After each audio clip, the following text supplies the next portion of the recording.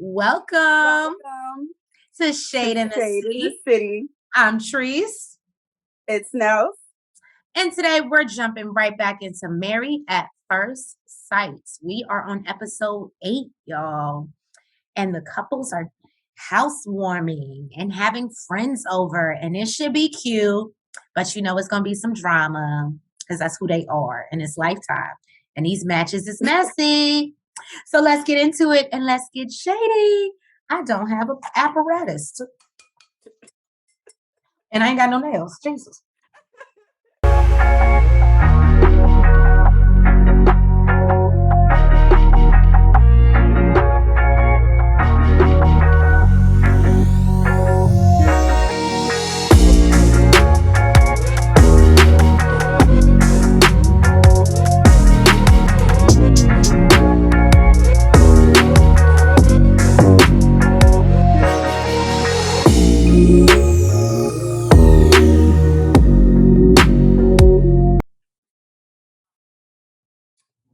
All right, Shade Squad. We are jumping into Married at First Sight. And we are going to jump into Noy and Steve. Now, as we know, the couples are getting into the housewarming phase. So they're going to have all the friends over and, incorporate their friends with their daily life, their new married life. So I don't know why Noy and Steve always end up being first, but that's who they show first. So that's who I probably end up going with first. But Noy is sitting at the computer working, y'all.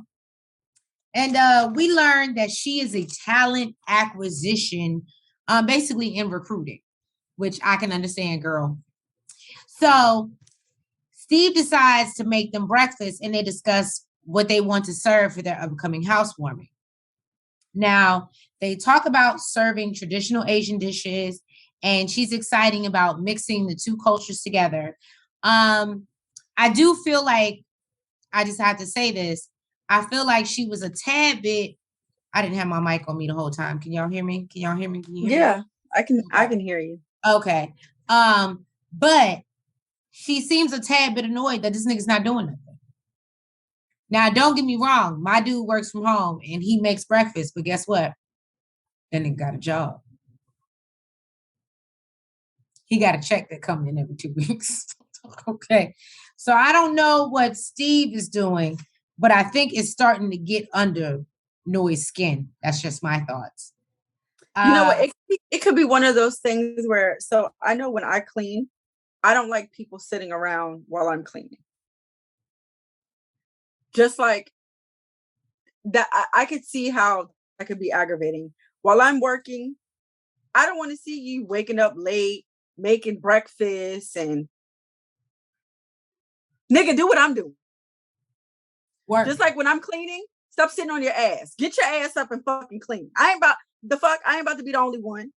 So I can understand why that would aggravate her.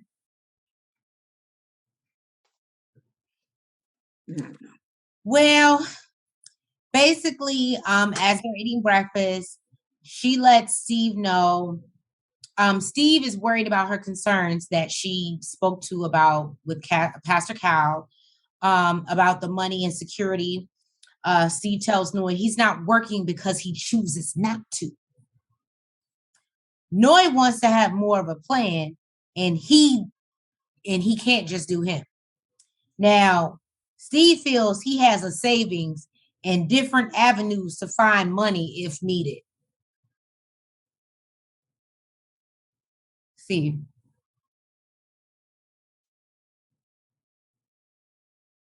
Unless you have it, you're going to kill your parents and you got an inheritance somewhere. So if you have kids, they'll be good. Please explain to me how this is going to work out for you. I don't know. I'm not mad at nobody for being a dreamer. I'm not shitting on Steve. But it gives me, you just don't want to work, bro. You just don't want to work. And because you can take a contract or do certain things that'll pay you well enough. Like I guess it would be like real estate. You sell a house and you can live off it for 3 or 4 months, right? But if your bills back up, I don't know. I don't live that life. So I'm not. Okay. So I think I just need clarification on what it is, just like Noy, I guess, what it is he's trying to do, because what he said was that just because he doesn't work for a company doesn't mean that he doesn't take care of himself. And I think where Noi is going is like, it's not just yourself anymore. Like she actually said, where do I fit into that? So I don't know if he's trying to start his own business or what he's trying to do, but I don't know what type of business loan you gonna get without no income. I don't know. I'm like Noi. I need to know the plan. Perplexed. I think he's frustrated that he feels like his wife doesn't believe in him. Explain his shit. Well, no, that she doesn't believe in him, but it's like he's not really unless it's editing. I don't feel like he really explains. Well, and what that's his why dream was. But he has all these plans, but I don't see the actions. Well, I don't even know what the plan is. What is the plan? Because really, instead of making breakfast that morning, or I mean, you still could have made breakfast, but you could have got up earlier and begin to put this plan in motion. I don't know. I would like to know what the plan is, what he wants his wife to believe in.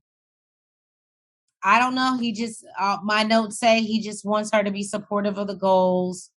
And yeah, I don't know. So, they have they're preparing, they have the housewarming, they prepare their little dishes. They made their own little native dishes, which I thought was cool. And then, they even joke about eating chicken feet. And I was like, yeah, I ain't never ate that. That is kind of weird. So I guess that would be a common, like uncommon joke that's something between that y'all share, because that's weird. I didn't eat turkey neck. Like I didn't eat a lot of things, but chicken feet, I ain't never had it. They're preparing their homemade dishes. And one of the friends that Noi has over, they ask about, like what she's expecting. And she's basically like, I need him to just be more hunkered down and like have a plan and know what he's doing, which I think we already discussed. And basically, I mean, now that I'm really looking at all of it, aside from I guess you can break down the argument, but outside of that, their big main issue, and this is why I'm going to say this, Shade Squad, I think this is why the argument happened, because she's been constantly saying, I feel insecure, I don't feel security, da-da-da-da. Nigga, go get a job. I need to know that you're gonna get a job. If you ain't gonna do it tomorrow, when are you gonna do it? And he can't give her an answer because he's like, I don't really want to work. That's not what I really want to do. Let's talk about how we can not work and da-da-da-da. And it irritates the fuck out of her. And that's what's really happening. So it ends up in a bigger argument. Nels, I'll let you get into that. So apparently Steve has been cooking for the past few days, like we see him doing here. But this night, Noi volunteered to make dinner. Not quite sure what she was making, but it involved noodles. She eats gluten-free, so she was making gluten-free noodles. And he went to the kitchen, put on his regular noodles, I guess, to boil. And he said, he was in the room, I guess, and then on autopilot, he decides, let me go check on the noodles. He says that they were boiling over, and basically, she's like, oh, he was like, oh, these are boiling over. And she's like, oh, well, I think she said, I don't eat those, or I can't eat those, or something like that. He was like, well, I mean, you can still check on it though, right? She packs up her shit, packs up her dog, and leaves. He tries calling her. He tries texting her. I even saw a point where he's leaving her a message about the whole noodle situation. She went ghost, basically. She went MIA for 24 hours. And if Treese is right about why she's upset, I think it's unfair that she used that moment to take it out on him, versus for one, I completely, me and Treese talked about this so much. I feel like it's fucked up for her to be in the kitchen. I cannot, like, okay, if she didn't have an attitude or whatever, right? The fact that you volunteered to cook dinner gives me the impression that everything was fine. You don't have an attitude. You're not upset about anything, whatever, right? So what she could have done, or what I feel like she should have done, is got the dinner finished. If she didn't know how to cook regular noodles, say, hey, your shit is boiling. Yell to the back room, whatever. Yell to the back room, hey, your shit is boiling over. You might want to come check on it. I don't know how to do this shit. And sat down, had dinner, and had a conversation. And like I explained to Trace, I don't think, I understand what Trace is saying, but I don't feel like out of her own mouth, she let him know how serious it is to her. Everyone else around her is letting him know, security is a big thing for her. She was an immigrant, and she grew up a certain way, and she doesn't want to go back to that. That's why it scares her. Pastor Kyle was the main one. Her mouthpiece. Really, he talked more than she did about what happened. He had no idea. And I would think, if it's that serious to you, that would have been something that you discussed from the get-go before even Pastor Kyle got there. But that's just me. But regardless, I feel like it was fucked up. I feel like it was fucked up. She just packed up her shit, left with the dog, and did not respond, did not call, did not answer, no text, no nothing for 24 hours. And she used that moment to do it. And then when she got back the next day, you see up here in the top left, this is Steve still trying to reach out, still trying to respond to her. When she got back, her response is, well, I feel like you should have just told me thank you instead of saying that or whatever in that situation. Because I'm out here working. Ma'am, I think he would have told you thank you had y'all got to sit down and eat dinner. But you're having an underlying attitude or being airheaded ass. I don't know what the situation was. Completely let his noodles burn or boil over. And really, I feel like even if she did, right? Even if she let him boil over, even if it was on purpose, right? Even if she's like, fuck this nigga, I ain't cook that shit, I ain't watching that shit, whatever the fuck it. When he said something about it, the fact that you just pick up your shit and leave, why you couldn't be like, yo, my fault. I was zoned out. Yeah, I get what you're saying. Exactly. Like communication. I just feel like that shit was super unhealthy. It was super uncalled for. And I was super disappointed. I was super disappointed at Noi in this moment because it was super childish. Well, Noi, you should have just told him it's about the fact that you ain't got no job, nigga, because that's what it's really. So. Oh, hold on. Bam. My bad. So, Michael, which I can appreciate, he goes to meet up with his sister Claire to discuss, what's been going on with Jasmine. I guess to get a female perspective from a woman that he trusts, a woman that he loves. And, he reflects on the conflicts that they had and how speaking with Pastor Cal helped them a little bit. You know what I mean? And she lets him know, look, y'all don't really know each other. And she's a strong woman. She needs to feel like she can trust you. So that's what you need to work on. Okay. So she can let her defenses down. Up on, she be like, that's why I can't trust you. That's why I can't trust you. And the fact that you're really giving her reasons not to trust you because you're not being forthcoming at all. And you literally, I hate the fact that throughout this episode, they didn't bring it up. Jasmina didn't bring it up, but you literally bold-faced lied to her. When she asked, have you ever lived omitted the truth? No. That's what I meant when she said he wasn't forthcoming, but he literally bold-faced lied. She said, have you ever lived with a woman? And he said, no. He told her point blank, no. He didn't omit shit. He fucking lied. So not only does she not know you and feel like she doesn't have a reason to trust you, nigga, you're giving her reasons not to trust you, which really doesn't help with your fucking communication. So Then Jasmina meets up with her homegirl Sam, who apparently she feels like she should speak to her because she's been engaged with her fiance for 8 years, and she wants to discuss what's going on as well. And she lets her know that the honeymoon took a turn because he was using the tone with her. She doesn't like the tone. She didn't like the tone. And Sam is like, tone? Because she don't like nobody tone. Like, I don't like tone. You can talk to me. Don't use no tone with me. You know what I mean? So basically, she talks about how she wants to go visit him at his place, and the door opens, and it's a woman in there, and he never said that he lived with a woman. Not that she has a problem with it, because she lives with a man, but he's just not forthcoming. But this is what I meant.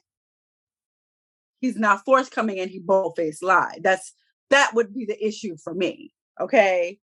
And her friend lets her know, like, they just need better communication, and the way for better communication is to actually communicate. Which I understand, but if I communicate with you and everything else your fucking mouth is a goddamn lie, then what else? Because you're saying what you think I want to hear, and then I find out it's different. It's not going to be good. And Jasmina lets her know, basically he feels like everything he says is right. Her she said, and she said he's never wrong. And then she said, well, you're the same way. Yeah, sounds a lot like you. She said, well, I'm usually not. Yeah. So Jasmina has a complex as well, and this is why the two are matched together. Now, what I will say is that during their housewarming, I was so here for it. It was very cute. They may not have had board games or whatever, but they had very Michael seems like he's me when I make drinks. They seem like they were a little heavy pour. That's definitely you. Jasmina's friend, she said, I like balance, but it's okay. But no, basically they start playing charades, and Yasmina's here for it. Like, her competitiveness matches his, and it's really cute. And he was really supposedly they're both competitive, but Jasmina spanked that ass. Okay, she spanked that ass. It was a very cute moment, because he even said, he was like, she's not intimidated by it. She matched it. Mm-hmm. Same way. Don't go lying to this bitch. She might match it. Okay. You better know who you playing with. Jasmina's not an ugly girl. Okay. She might match. She's beautiful. So basically Claire, asked her to show her around the house, which is the sister, Michael's sister. And basically, she says, I understand, my brother, and that's what I wanted for him. He needs somebody that can stand up to him. He needs somebody to put him in his place. And that's why I like you. You're a strong woman. Don't ever stray from that, but also realize, like, you can be kinder, a little bit more gentle with my brother. You know what I mean? But I like the way that she handled it. I do. Because it is her brother. And basically Jasmina's friends let Michael know that basically you just need to be upfront and honest with her, and just, communicate with her. She's a communicator. You got to talk to her.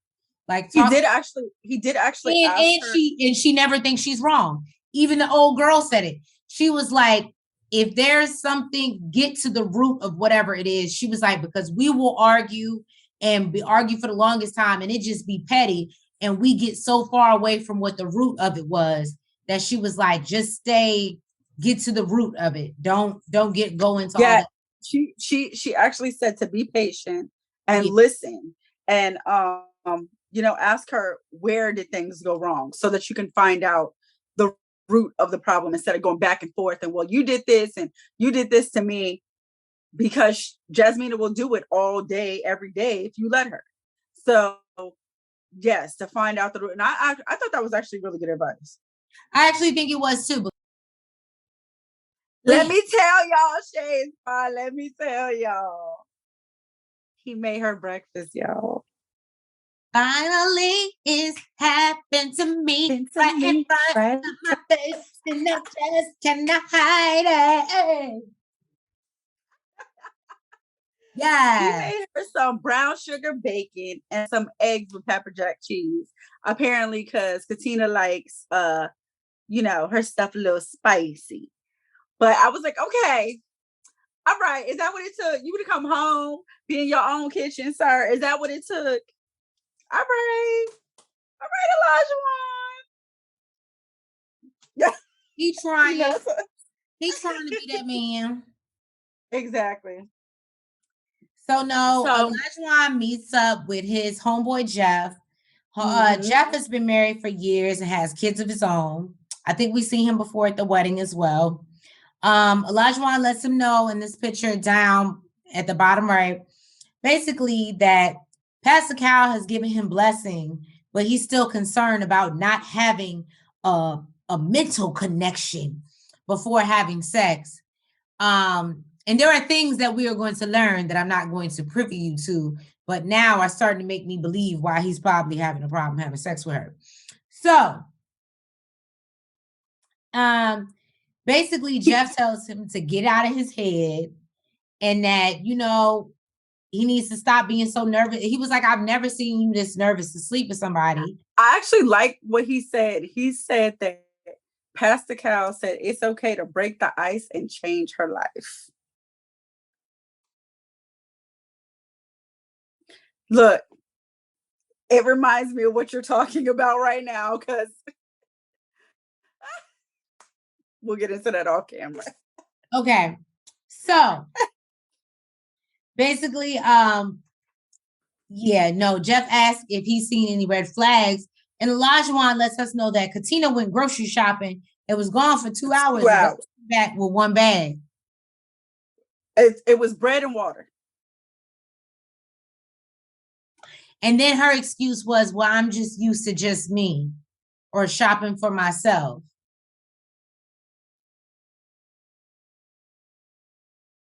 I don't know what to say. You know how many Uber the Harris pick up my grocery order? Well, even Elijah basically, said in her defense, she is a food blogger. So she likes to eat out. Yeah. So she's not used to really, I don't know what she do for a living, because going out every day is expensive. I felt like they showed it again and I caught the title and I just don't remember it right now, but it's not food blogger. That's maybe she don't do it every day, but I would think she got to have some type of groceries.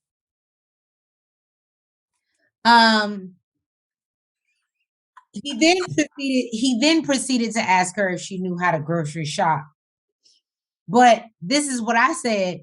How disrespectful of you, motherfucker. You make peanut butter and jelly sandwich before you met this bitch. So now you want to talk about how the fuck she grocery shop? You had one bag too. Bread, peanut butter, and jelly. What the fuck? I don't understand. I guess, dudes, he probably expects her to know because she's a woman. That eats out very nicely.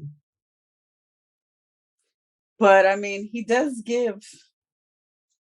What did Pastor Cal call him? A Neanderthal? A Neanderthal, because I started to say something else. Yes, he does give Neanderthal. So I can see him just assuming because she's a woman, she knows how to do all this. Jeff did let him know that he's thinking too hard and he's also asking for a lot.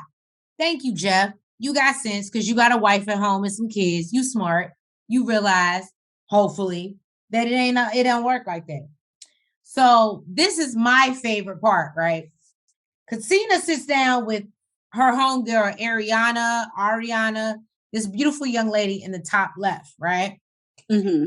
Ariana was there when they first met up with Elijah the day after they got married. She spills the tea on her new married life, and Ariana asked about her first impression of Elijah and his dance during the garter belt removal. Katina says she doesn't mind it. She thought it was cute, whatever, but it was a bit much. Rihanna talks about how much he talks. and that it seemed like he didn't want anyone to ask questions. Which I was like, oh, after they showed, then they show a clip that we didn't see where Olajuwon admits he's never dated a black woman. When he's asked why, so much. Olajuwon responds, because they weren't attracted to him. As she goes into defending him, she tries to explain to Ariana that he's half Irish with a mohawk. And Ariana lets her know he's still black, bitch. And I said, I'm here for Ariana. You have a man who has a racial identity problem. When he gets pulled over, guess what? They don't see that mohawk, sweetheart. You're black. No, they see the mohawk. They don't see that he's half Irish. Exactly. She also questions if he realizes if he's black. Katina tries to reassure her that it's not a concern for her. She goes in to defend him. And then I realized in this moment, Katina thinks she knows it all as well. And that's why they were put together. They're two know-it-alls. He thinks he knows everything and she thinks she knows everything. But she's just more patient. And she's willing to take his lead because he has the stronger I know everything. But she doesn't think she's ever wrong either. And this is exactly why he wasn't paired up with Jasmina, because that would have been a fucking construction site. And that probably would have happened before Alyssa and Chris.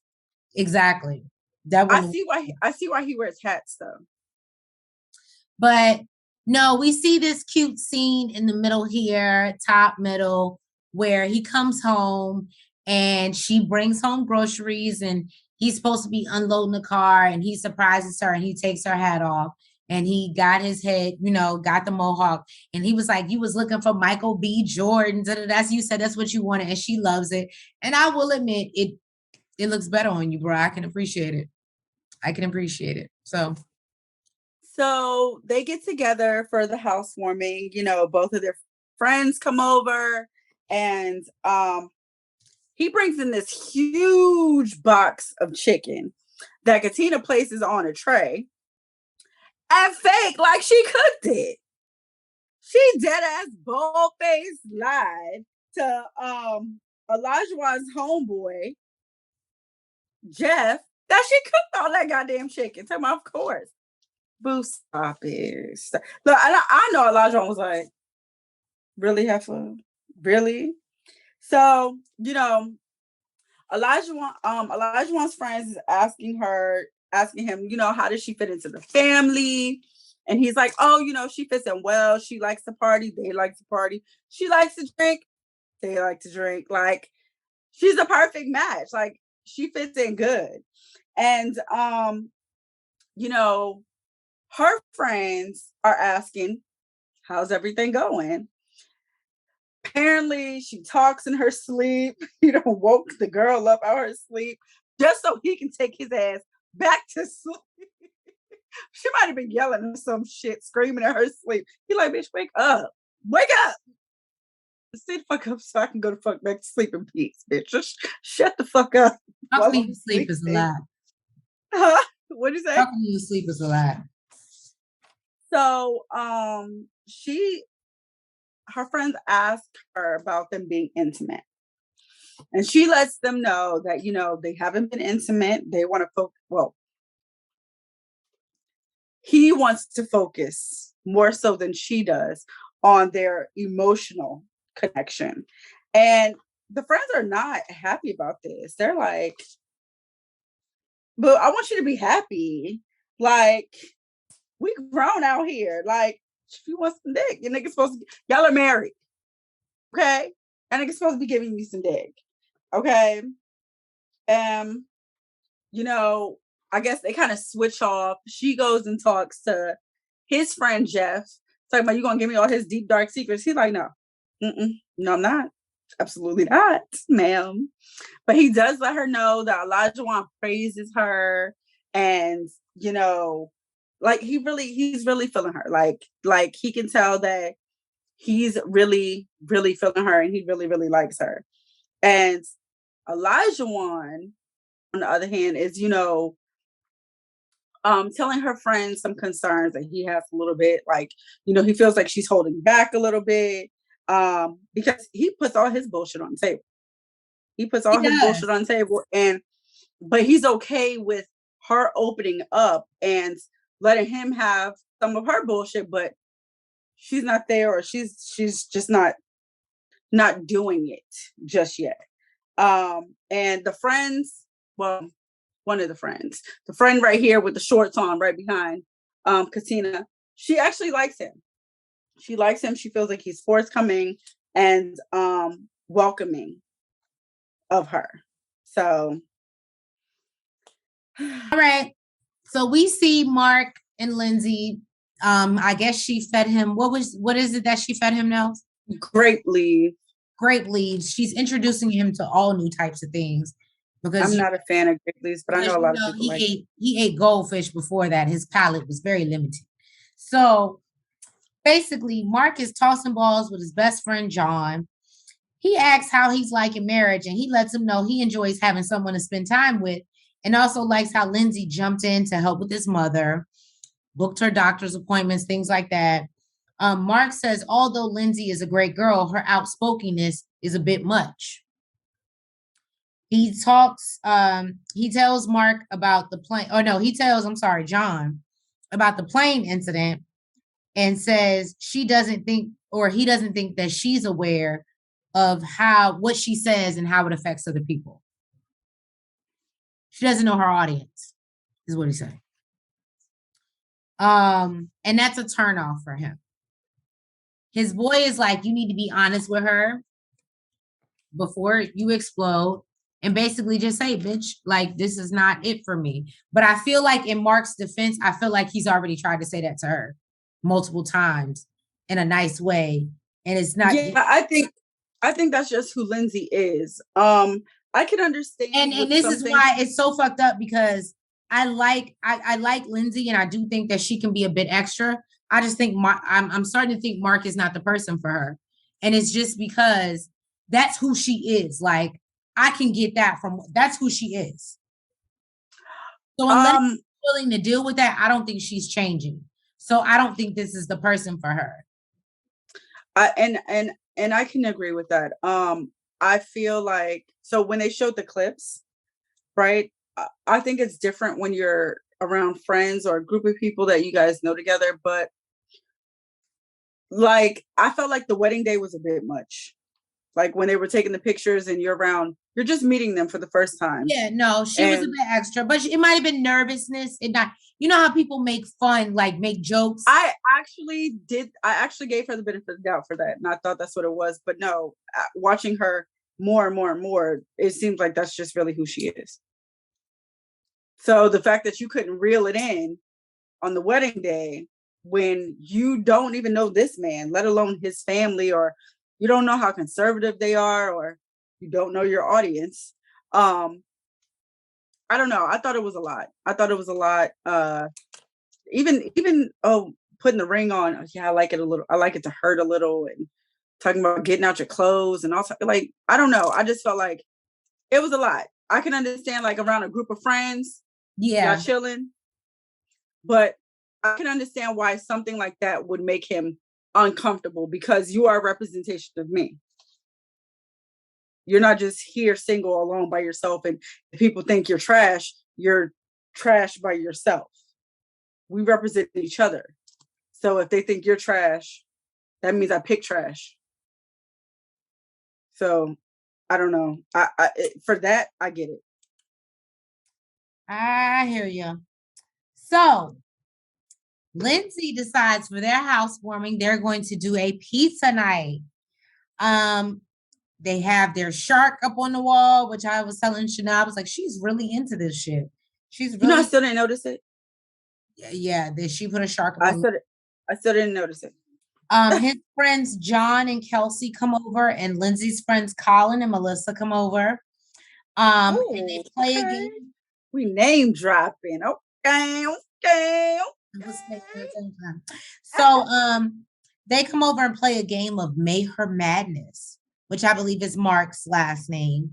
So but it's basically trivia. That's all it is. So in the process, uh Kelsey asked Lindsay how things are going when they have a minute to themselves. And she says she needs Mark to tell her what he needs from him or needs from her. Um, and it's almost like Lindsay's trying to be Captain Save a Nigga because Mark has been Captain Save a Hoe. And he's like, I don't need a captain. I'm a man. I need my wife to be my wife and not try to save me. And I think that's what's going on right now. I think he just wants her to be supportive, but not take control. Overbearing? Yeah. Yeah. So Mark asked Lindsay's friends, how can he reel her in? And basically they tell her, tell him the truth. Tell her the truth. That's well, they said to let her know how it makes you feel. Like whatever she's doing, to let her know how it makes you feel and how it affects you. And see, I feel like he's done that already. He has. That's Mark and Lindsay, y'all. That's Mark and Lindsay. You got something else for Mark and Lindsay? Nope. You know what's so messed up, y'all? If y'all look at my notes, this is Chris's paragraph. This is Alyssa's. I'm not surprised. Do you want me to do Chris and you do Alyssa? Oh, please. Because I know for sure you want to talk about Alyssa. Okay, so no, Chris is basically reflecting on what happened and how everything went down. And unfortunately, he has to let family members know what happened. So he calls his mom and let her know, basically, after the wedding, things kind of took a turn for the worse, like right away. Like basically right after the wedding. And then they went to Puerto Rico and he was even willing to sleep on a couch. He sat on a different floor.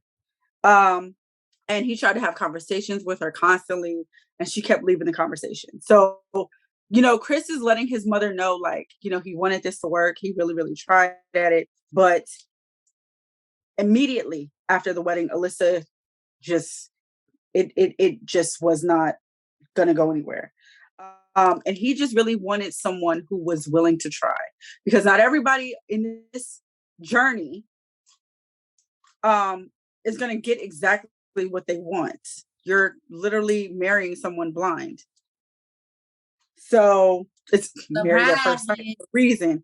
Exactly. So you know what? The mother was like, I feel like she was a little bit disappointed that, he's not going to stay married or not going to be married, because apparently this is something she's been wanting since he was a kid.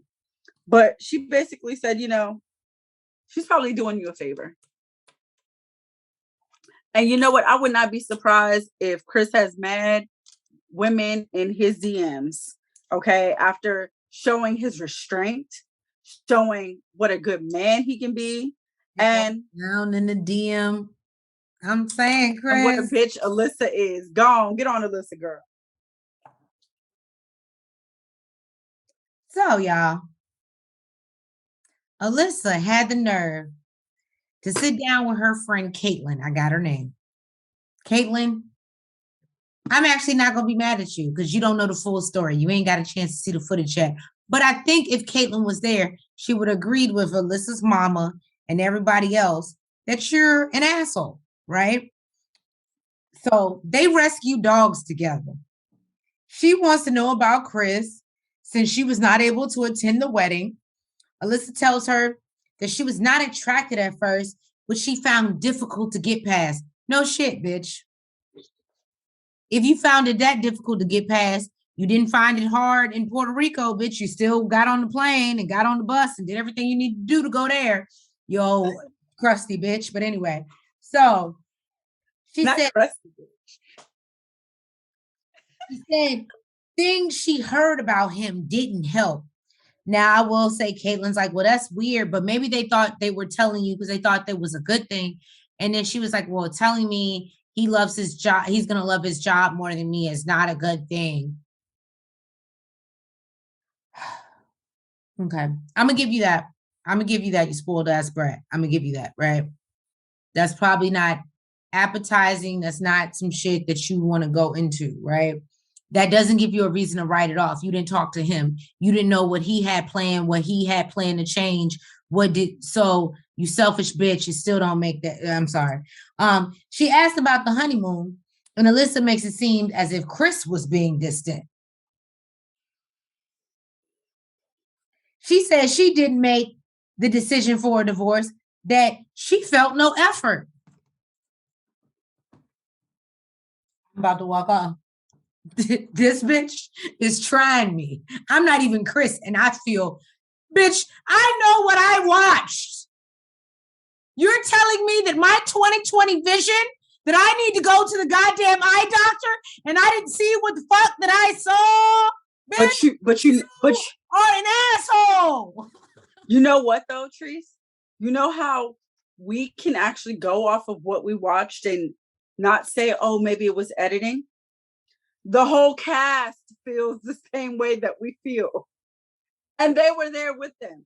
They seen shit that we didn't even see. What I don't like is the gaslighting.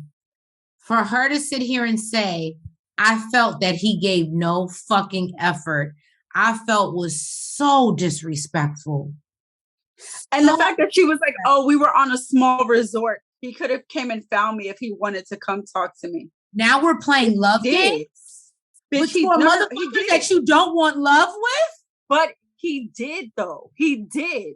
And I love Lifetime because they showed clips, okay, of every time she said, oh, don't bring him over here. I hate him. I don't want to talk to him. Every time he tried to talk to you, or you got up and left the conversation. But the fact that she continues to paint this narrative that she tried so hard, and it's irritating as fuck. So guys, basically, she felt no effort. Caitlin wished she could have met Chris herself because she realizes what type of friend that she has, and Alyssa is a little off. And then producers ask Alyssa, well, what are your future plans? And she says, I'm thinking about moving to Texas to find my cowboy, but first I got to check with my psychic. Well, bitch, good luck. Everybody decides to go bowling. I forgot the name of the type of bowling. The bowling doesn't have the normal, shit on it. Oh, I know. He called it candlestick. Oh, yeah, candlestick. That's what I was going for. Candlestick, because that's what it's like, a candlestick. So everybody goes candlestick bowling. And basically everybody's just sitting around. Lindsay's being loud and obnoxious, and people are getting annoyed. Noe is still upset about the disagreement. Noe is still upset. And everybody trying to figure out what the hell going on with Chris and Alyssa. And Lindsay makes a comment about introducing Mark to tacos. And I cannot believe this. I love when Katina's like, nobody gives a fuck. Nobody gives a fuck, Lindsay. Is that what she said? Yeah. She said, nobody gives a fuck. Olajuwon was sitting there, baby, calm down. She was like, Lindsay talks and nobody gives a fuck. Well, Katina, that's not very nice. So basically they talk about putting the toilet seat down, and it's awkward because Steve goes in to talk about, well, is it for sanitary reasons or just because you feel like as a woman or a man, whatever. And Lindsay interrupts and's like, I have to go. Hear me out. I'm that bitch. I'm sorry. I'm so sorry. Nels can tell you, when I'm passionate and I got something to add to the conversation, I got something to say, I will cut your ass off. I am so sorry. And I will apologize to you as I'm doing it. But when I'm passionate, I have to give my 2 fucking cents on this situation. So maybe that's why I fuck with Lindsay so hard. Because when I gotta say something, I gotta get it out before I forget. And then once I forget the point, it's not good no more. So but the problem is everybody's like, bitch, stop talking. That wasn't cute. That wasn't funny. Like they're probably just tired of her because she's just all the time. She's on go you're not on go all I was gonna say I'm not like that all the time, Shade Squad. No, you're not on go all the time. The fact that Lindsay is literally on go all the time. They're probably just like, yo, let somebody else speak. Yeah. That's why Jasmina was like, let him get his question out. Let She him even finish. apologized. She was like, sorry, Steve. Go ahead. What were you saying? So Are you really though? you stupid. So Katina is annoyed. As I said, Lindsay asked how everybody did with Pastor Cal. Katina says Pastor Cal had nothing bad to say about her. Olajuwon admits he needs to work on how he speaks to his wife. And then apparently there's some type of like disruption. I guess Lindsay feels some type of way like, well, without conflict, there can never be intimacy or something that she says. And Katina looks at her sideways, and Lindsay notices the way that Katina. She rolled her eyes. She rolled her eyes, and then she's like, why are you rolling your eyes? And then she's like, but you don't address me. You know not to address me. I know that. She was like, I'm not trying to argue with you on camera. You know not to talk to me. Like, so they done had something off camera where Lindsay knows not to address her. That's what I got from that moment. Lindsay knows not to speak to her off camera. So, basically, Olajuwon admits he needs to work on, and Lindsay, and they have an exchange. Then Chris and Alyssa arrive. Da da da da. Chris lets the group know he and Alyssa are getting a divorce. They're getting a divorce. Look, the Tay Diggs. So they're getting a divorce, and Alyssa claims she tried her best and wanted this really bad. Olajuwon is not here for it, believes that's bullshit, as well as Lindsay, because Lindsay's never in it. What I liked from this scene was when when Chris announced that, it was a wake-up call for Steve. Steve said that was a wake-up call, especially after the argument that he had with Noi. So we will see what the next episode brings. Maybe he's gonna switch up a little bit. Maybe he'll at least start applying for jobs, show some type of urgency to get some. Well, he has a network of jobs. He's just not working. Remember, he can choose to work. He has people that will employ him. He's just not working. They already said that. Well, hopefully, come next episode, he will. Maybe this will put a fire, light under his ass, some fire on his ass. I don't know. But basically, I love the fact that this was a wake up call for him. Like, divorce is real. It is possible, and really, we ain't gotta wait the whole 2 months, nigga. If you ain't offering what the fuck I need,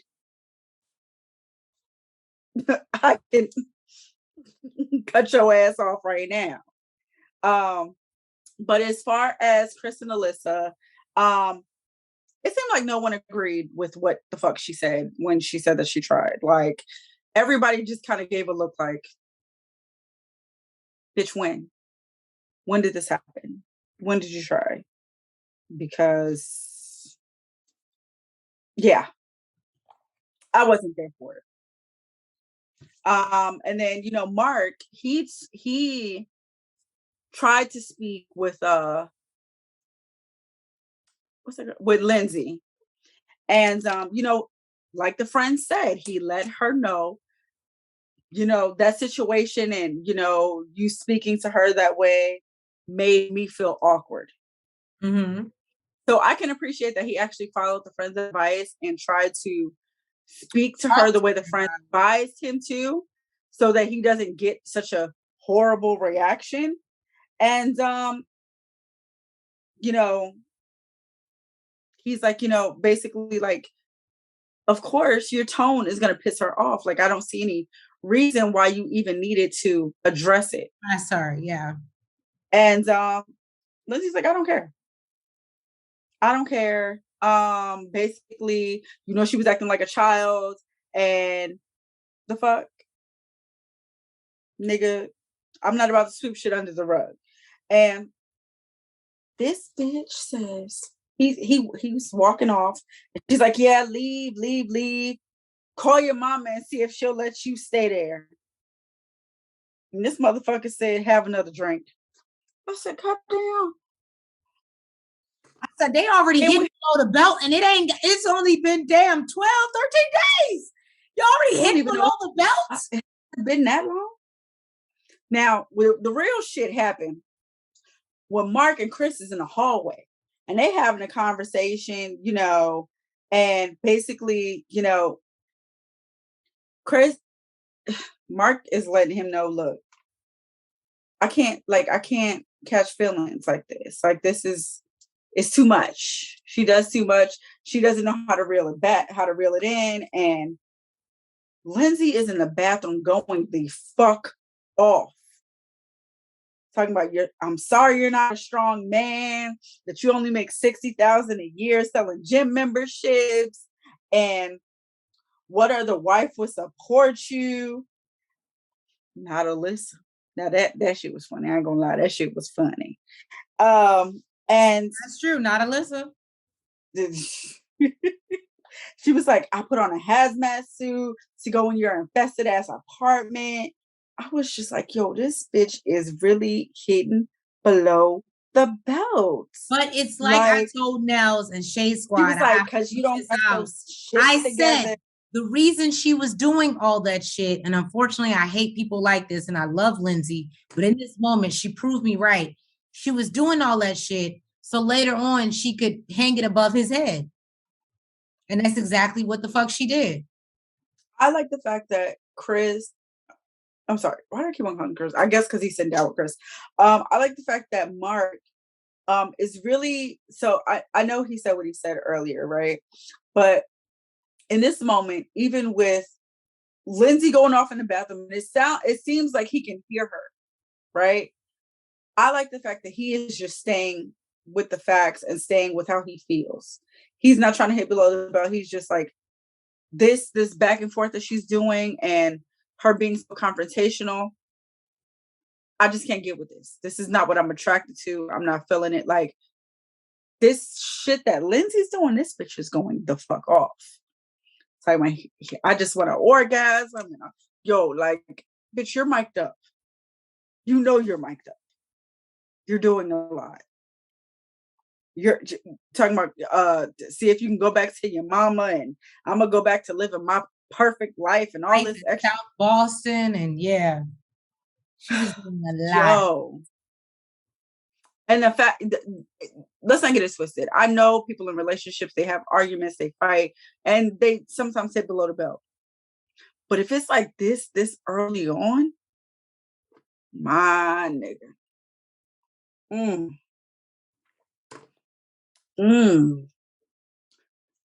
Jesus. Good luck. Good luck, Mark the Shark. Good luck. Thank you guys so much for joining us for another review of Married at First Sight, episode 8. And yeah, these motherfuckers done got ratchet and messy. And we're going to see how their marriages turned out. Not these motherfuckers. It was really First of all, why are we still seeing Chris and Alyssa? It's a goodbye. It's okay. Thank you for telling the group, but you can move on. We don't need to see y'all anymore. I'm tired of seeing Alyssa. I'm tired of seeing Alyssa and her bullshit. Let's let her go. Okay, that would save us. That would save you, Shade Squad, probably 25 minutes out of this program if I didn't have to talk about Alyssa. So let's just X that out, right? And then I'll cut it down 25 minutes and we can talk about everybody else. But that's actually having a marriage and participating in this process. Can we do that? So anyway, guys, thank you so much for your support. Please make sure that you so appreciate, comment, and subscribe, and hit the notification bell. And make sure you follow us on all platforms. And we will catch you next week for another episode of Married at First Sight. Love you guys. Back, side to side. Make sure you go like and subscribe. Front, back, side to side. Make sure you go like and subscribe. Hey!